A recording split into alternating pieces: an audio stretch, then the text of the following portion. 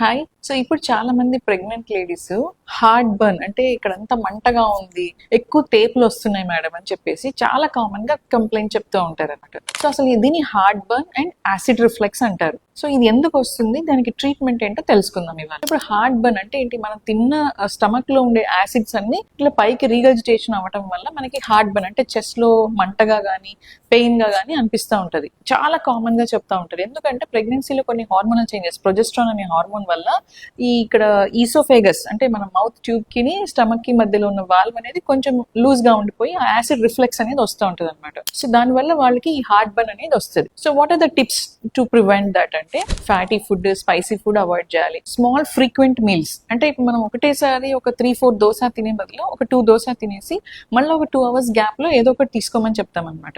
And పడుకునే ముందర 3 hours before తినేసేయాలన్నమాట. అంటే 7-7:30 తినేస్తే మీరు 10-10:30 you can go to the bed. That is most important thing. తర్వాత మీరు ఈ స్పైసీ ఫుడ్, సిట్రస్ ఫ్రూట్స్ తో కాకుండా కార్బోనేటెడ్ డ్రింక్స్ అంటే ఇప్పుడు కొంతమంది థమ్స్ అప్, కోకో కోలాలు బాగా అలవాటు ఉంటుంది. అలాంటివి అసలు ప్రెగ్నెన్సీలో పూర్తిగా అవాయిడ్ చేయడం మంచిది. అండ్ కెఫిన్, కాఫీ కూడా అవాయిడ్ చేస్తే ఈ యాసిడ్ రిఫ్లెక్స్ అనేది తగ్గుతుంది అనమాట. And another thing is you have to take మంచిగా ఇంటేక్ ఆఫ్ వాటర్. ఇంకా ఈ అన్ని టిప్స్ తీసుకున్నా కూడా తగ్గకపోతే అప్పుడు యాంటాసిడ్స్ అంటే కొన్ని గ్యాస్ కి సంబంధించి కొన్ని టాబ్లెట్స్ ఇస్తామన్నమాట. దీనివల్ల కూడా ఈ హార్ట్ బర్న్ అనేది తగ్గుతుంది. మీ సర్కిల్లో మీకు తెలిసినటువంటి ప్రెగ్నెంట్ లేడీస్ ఎవరైతే ఇట్లా హార్ట్ బర్న్, ఎక్కువ తేపులు వస్తున్నాయి, మంటగా ఉంటుంది అని కంప్లైంట్ చేసిన వాళ్ళందరికీ కూడా మీరు ఈ వీడియో షేర్ చేయండి.